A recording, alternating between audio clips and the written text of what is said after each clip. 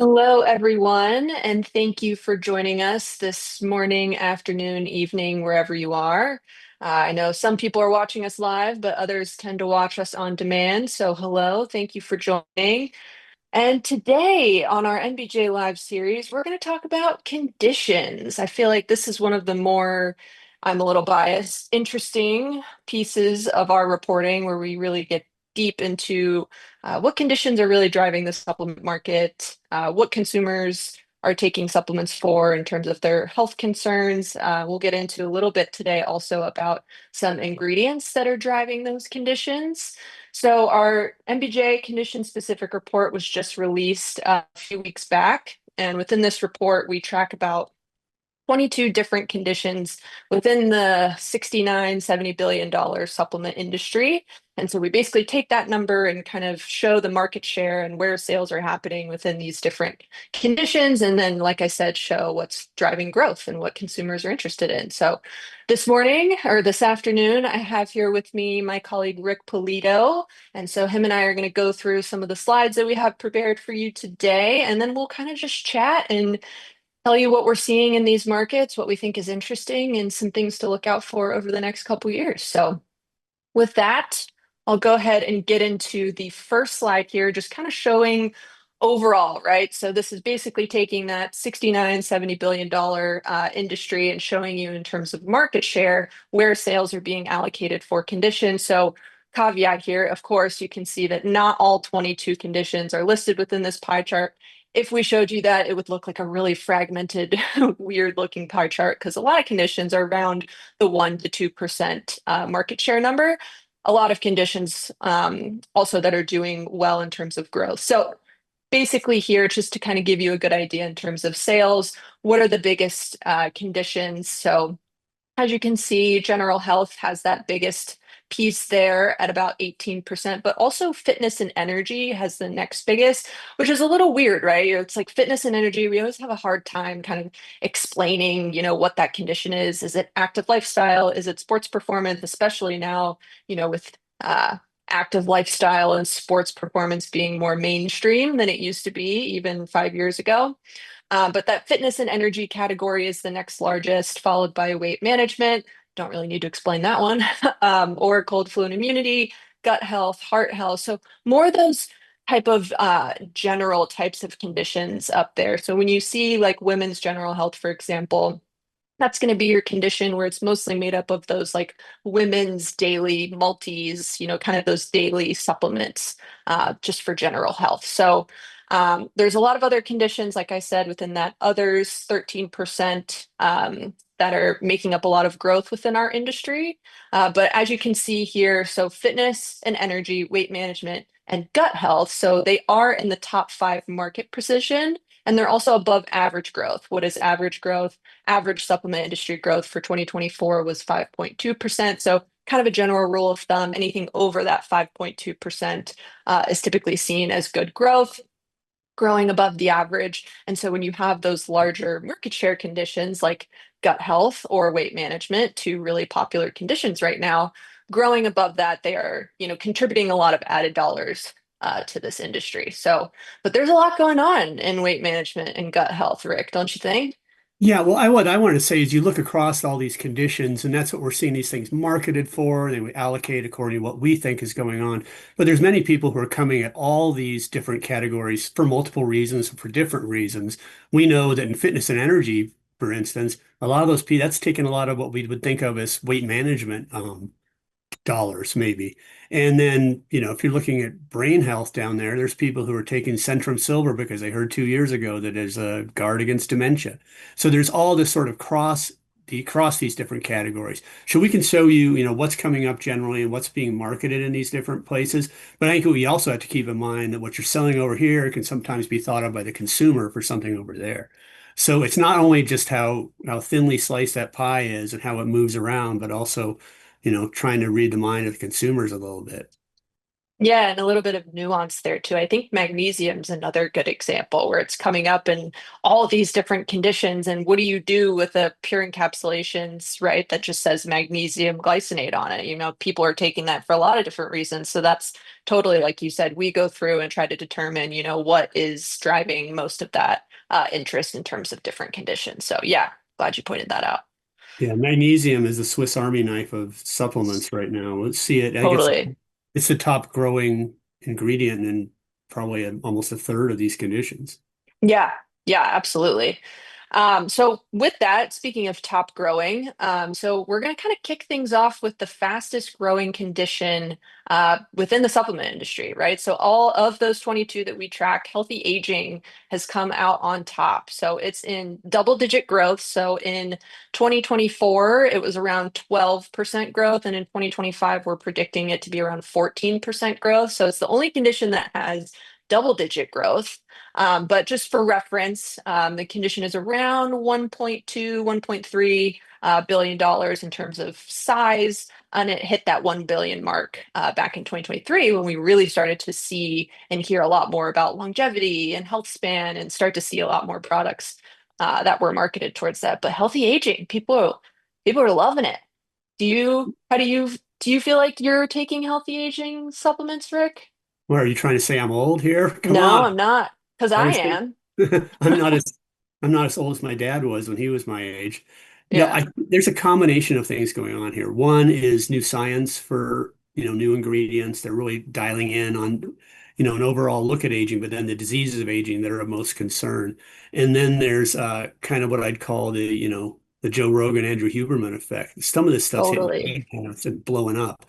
I did a story on NAD precursors a couple months ago, and you can look at the Google Trends, which is not a, market research tool, but you can see what the chatter is about it. A year and a half ago, it starts climbing.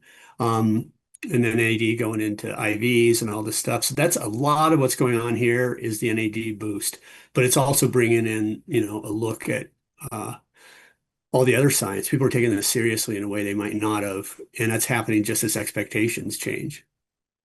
Yeah, so I think that's a great way to kind of go on to the next slide here, if my mouse will work. There we go. So kind of showing you here. So these are, for those who aren't familiar with kind of our terminology, NBJ's terminology of what market manifestations are, these are just products, that we pick, our team picks throughout the year that we really feel are exemplifying or showing trends or types of consumer interest or demand within this market. So they're not paid, they're not sponsored, they're just kind of organic products that we kind of came up with to show you today. So we're not going to go over in detail, specifically of each product, just for sake of time. But I wanted to really show what Rick was pointing to of that NAD precursor. So as you can see, when you break out each of these conditions within the report, right? So we show the top 6 ingredients within each condition in terms of sales volume. So as you can see, NAD precursors actually has the most amount of market share for an ingredient category. Even though we only show the top 6, there are a lot of within that others category, but NAD precursors with almost 35% growth is pretty high in terms of ingredient growth.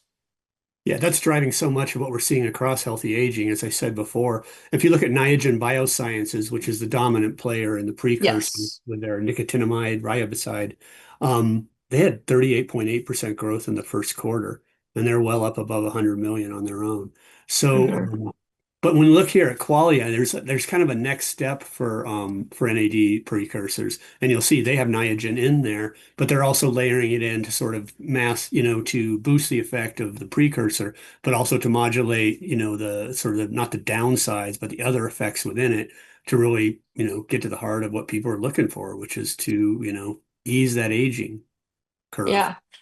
Yeah, and it's funny when I asked you if you were doing like any healthy aging longevity supplements, I asked Bill the same thing or something similar at Summit last week, and he said the same thing. He's like, "Do you think I'm getting old?" And I'm like, "I feel like I can't win when you ask anyone that No. question, right? Like, what are you doing about your longevity? Like, why do I look old? Do I seem old?" So maybe I just need to totally get that out of my vocabulary. But I'm Well, interested, right? Like, it's it, it- interesting to see who's trying to biohack, their life. well, and we're all doing half a dozen things, and probably, you included. I mean, a lot of supplements is looking forward. not just the acute, Right. what's happening in the moment. I'd say most of it. And there's a certain amount on faith. I think what aging needs to do is present the healthy aging brands is present this whole picture of it. No one's going to say just take a pill. That's the only thing you need to do. But I would like to see the brands there kind of support. Okay, here's what else. Here's what complements, and that right, all the way down the line from not nutrition, but exercise and social engagement and taking care of your emotions. There's a big picture here, and I think the brands that lead on the whole spectrum of what you should be doing could be the brands that stay at the center of this, exploding conversation. Yeah, that's a great point because, we've also talked about this too, where like healthy aging, like is all of the conditions, right? It's related to eye health, it's related to immunity, muscle health, bone health, you know, uh, hair, skin, and nail health. Like it's related to so many things. And so at times it can be kind of hard to quantify that in a marketplace. But like you said, there's so many products that just say like healthy aging or longevity on it. But like, I think I agree with you that brands, I feel like, need to just get really specific on what they're trying to target and who they're trying to target and really try to capitalize on all the different moving pieces that are going on here. So, Yeah, and present the big picture while they're, presenting a slice of the solution. yeah, yeah, absolutely. Well, I'm sure we could probably keep talking about this Yeah. for the rest of the time, but I'll go ahead and move on just for the audience here, kind of give it a little bit of diversity. So, while healthy aging is a really big topic right now, so is weight management, of course. I don't think that's news to anyone here. But really, just holding this broad appeal, I think this is really kind of similar to healthy aging, right? Like, consumers are really prioritizing this healthy lifestyle and really having a more of a holistic view of their body as they age and what they need to do in order to keep it, you know, having more healthier, better quality years as they age. And so I think weight management is a piece of this. And, we're seeing a lot of stats right now of how obese many Americans are and how that rate is starting to go down. Didn't you say a little while ago, Rick, that number just for the first time in like 20, 30 years went down, like the obesity rate in America? Did I hear you say that right? Yeah, I believe it was 2022, 2023. We thought it was going to Yeah. go forever, sort of seemed like. And I thought a lot of people had kind of, given up on the idea. There was more talk in the late teens about, okay, it's unfixable, but, take care of yourself along the way. But I mean, we can't talk about weight management at all without talking about Ozempic and the GLP-1 drugs, which have changed the conversation, not just about, hey, it's possible, but also making talking about obesity, talking about weight, not as say just purely a principle of willpower and exercise more and eat less, but actually approaching this as more like a disease. And that's more of the conversation maybe outside supplements, but it's starting to happen here too. But I think the fact that we have this sort of shining light from the GLP-1 drugs has brought more attention to it in general. Now, we did a report a year ago about supplements in the Ozempic age, and we divided up weight management into before, during, and after in relation to those drugs. And there's the before, people aren't ready to try it or thinking about trying it, but they want to try something else. And then there's a during, while they're on it, what are the other supplement opportunities there? And then there's the after, like they come after it and they want to keep that weight off. So there are opportunities at every step along here. And it's going to be interesting to see what innovation comes in for it. As I said, I think it was fairly, especially weight management pills have been on the decline Hmm. since the ephedra era. And to bring new attention and not just make all these GLP-1 claims, some of which are very irresponsible, but to, come at it from different directions and offer people different solutions, a big opportunity. But it's also really hard for us to gauge. I mean, what's going to happen next with it? I have to admit, we weren't keeping an eye on pharma the way maybe we could have and didn't see Ozempic coming as clearly as we should have. Yeah.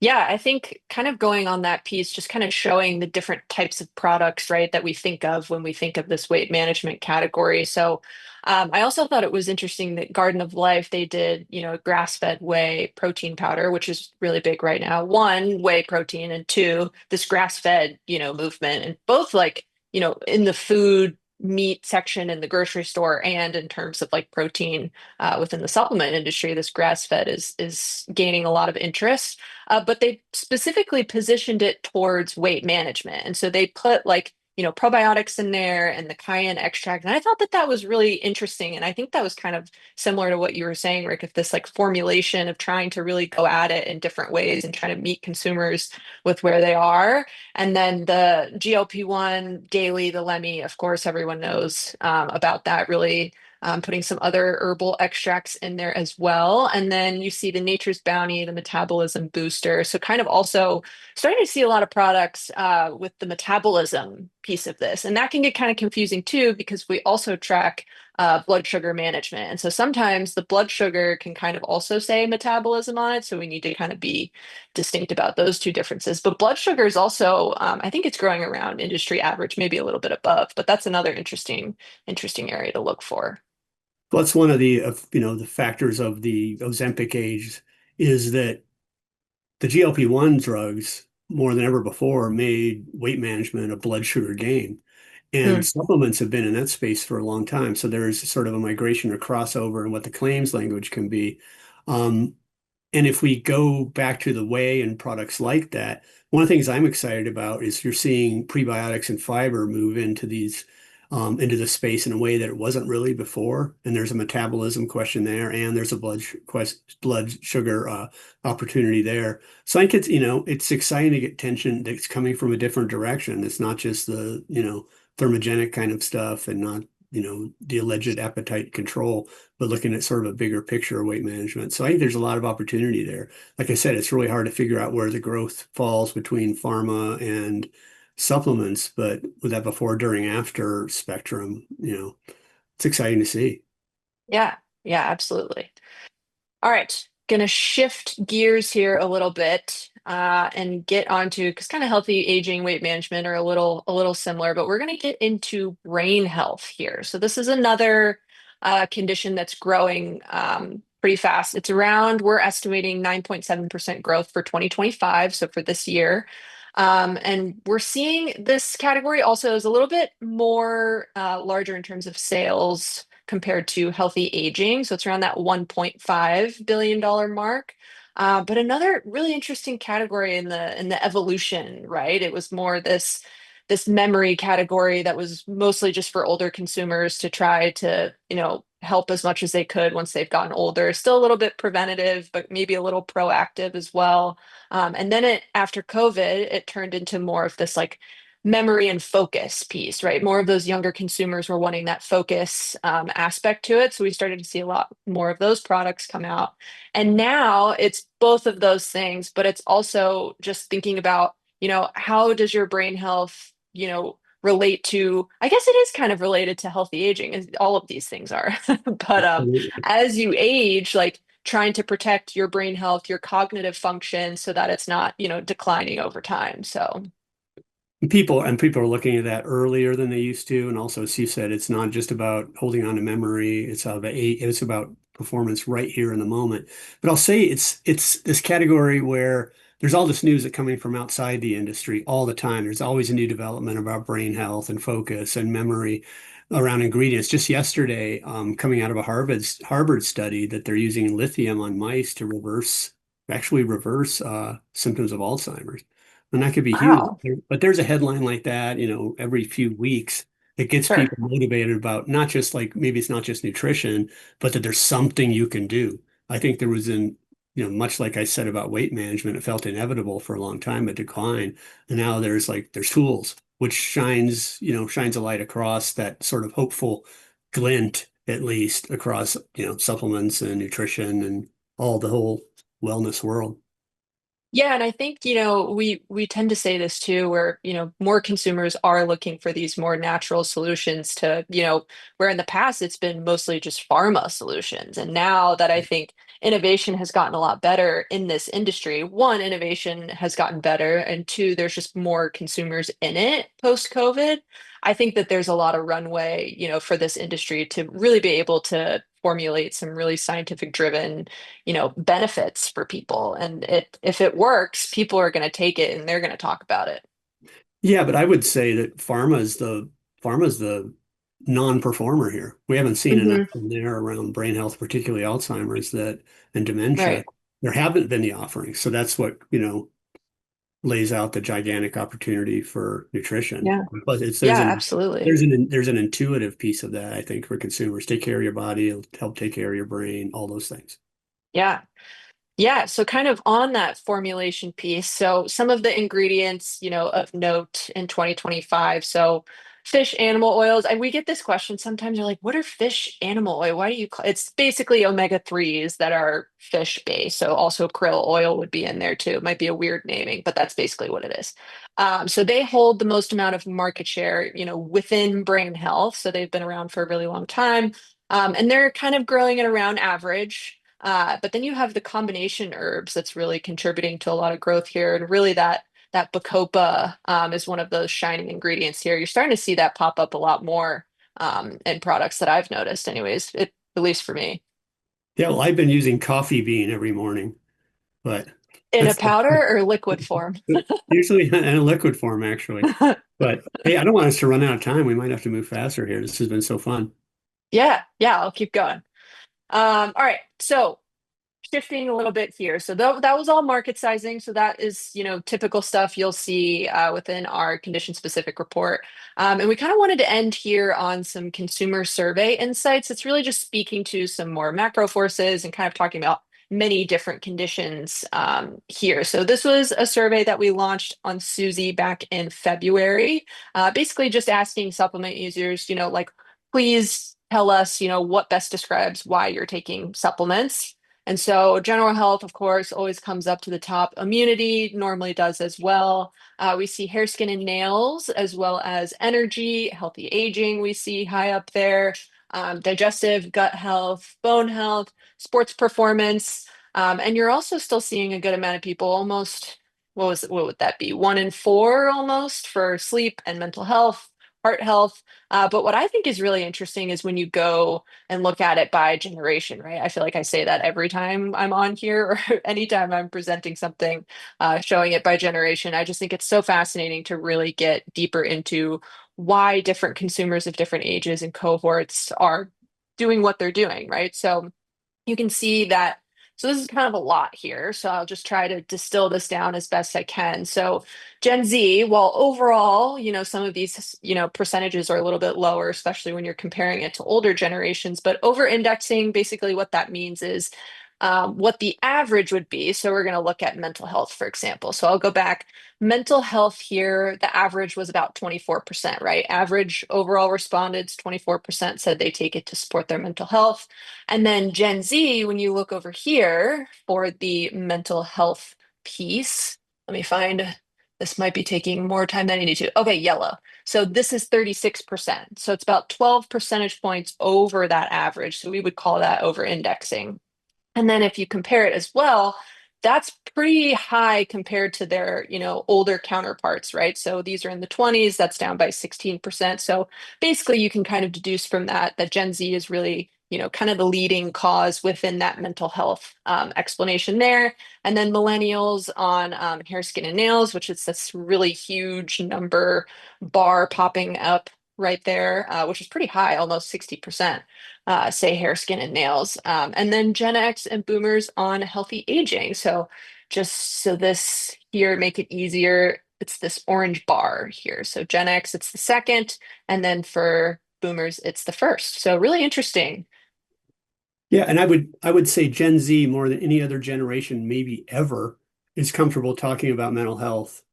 I think there's a sort of a cultural thing that's happened in education and up and down that people are just talking about it more, what it means in their life and how to cope with it. And if you move all over to baby boomers, that was the suck it up generation. Don't talk about it, but suck it up. So there's a progression across there. And for, sort of for hair, skin, and nails, maybe millennials are in that spot, the first wrinkle period of their lives. And Yeah. then, of course, healthy aging, which I think starts earlier, but Gen X is well into the game right now. Um, so all these things, I mean, there's nothing I think that's surprising if we give in there, except for hair, skin, and nails for me and millennials. Um, it's, there's just some common sense that you would use when you're marketing to these people. But I think also what we need to think about is the language that they're used to. Obviously, mental health is going to be different for a Gen Z with all that familiarity than it's going to be for what I call this suck it up generation of boomers. there's a lot to do in here, and we're doing more research like this at NBJ than we ever did in the past. We want to show you in this thing why we think consumers are buying these different products, what are the conditions they're looking to solve for. But also, I think we need to break it down in these kinds of things about which consumers those are, and offer when we can sometime direction on how to approach them. Yeah, yeah, absolutely. And I think another point I want to, talk about before we run out of time here is another condition that's doing pretty well in terms of growth that we didn't touch on in terms of market sizing is menopause. That's another really strong condition that we're seeing, a lot of innovation and a lot of demand, particularly with those Gen X consumers and particularly females. Of course, they're going through a lot of hormonal changes and menopause symptoms, but that is another condition that we're anticipating to fuel a lot of growth. Albeit it's a smaller category. I believe it's around 700 or 800 million. I need to fact check that. But yeah, it's an interesting one to watch, and I think we're going to start to see a lot more innovation and, of course, demand over the next couple years. And I think there's sort of a backstory to it within the industry of, this was sort of, yeah, it's a small market and a lot of, wasn't much attention paid to it. But I really think sort of women become taking more leadership roles in the industry. It affects not just the emphasis on innovation and formulation, but also on the marketing, how we talk about it. So it's not just over there on the side, kind of, neglected or not put forward. And so I think the attention just in the last 4 or 5 years has really changed the game, and it's nice to see. Yeah, I wonder if it was more of like a cause and effect, right? Was it something that happened within, medical news in general, right? Like, or was it something specific to the supplement industry? Like, what kind of kicked off this conversation of menopause? Was it like more and more women were starting to stand up and say, I have all of these symptoms. Why aren't there products out there to help me? I feel like maybe there was a study that was released, maybe, and then like the supplement industry kind of tacked on to it. Do you I know? think it was pure demand based, and like I said, outside Yeah, the industry and within it, and people wanted something better. I've been covering supplements for 12 years, and until the last 4 or 5, it was black cohosh, and no one ever talked about anything else. right. Um, and so I think there's a couple of players that came in and not and found some new ingredients and then figured out how to market them. I think that's a big piece. And I'd like to see that across more places. Where are the places where consumers aren't finding what they need and sort of want more and want the innovation and want to be talked to about it differently. So I think there's a bunch of different opportunities when brands drill in, not just with our data, but with, just going out there doing some of their own consumer research and then telling us about it so that we're more informed.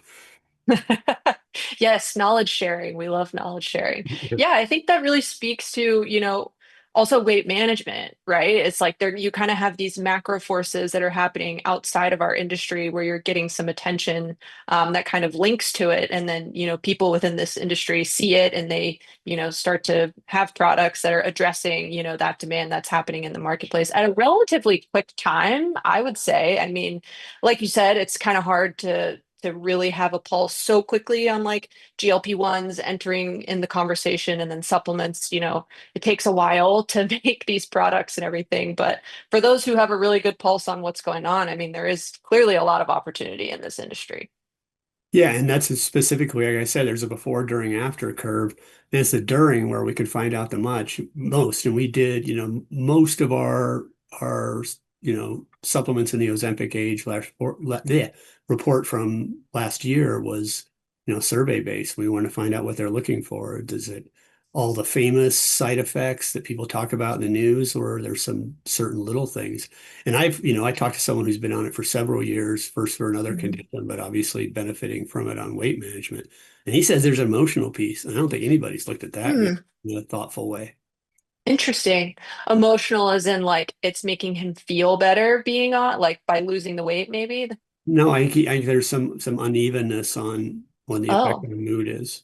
oh, interesting. Oh, wow. Yeah, that would be really interesting to dig deeper into that. Yeah, well, I think I forgot to mention in the beginning if there's questions, we are very open to asking questions. I think we see one in the chat here. It was talking about glutathione and NAD. Glutathione is a really interesting ingredient, one that we're watching, but we don't have specific market sizing on quite yet. But hopefully we will in our next year's reporting. But it is something I've seen a lot within this biohacking space, specifically within IVs. You're starting to see a lot more glutathione come up, particularly with NAD drips. So definitely a lot of consumer interest there. Yeah, we're working on an Um, IV story for our science innovation issue. Will come out the end of next month. So we'll have a nice. deeper dive. I don't know enough about it to comment in any real way. What's our other question? Are powder products what most consumers look for? Something mixed with other foods. I wouldn't say it's most, but I think one of the more interesting things we just wrote our sports nutrition and weight management report is creatine is blowing up in mass market. So people are obviously comfortable there with powders. You know, it is an extra step to take. It's not a gummy, it's not a pill, although there are gummies if you take a whole handful for creatine. Mhm.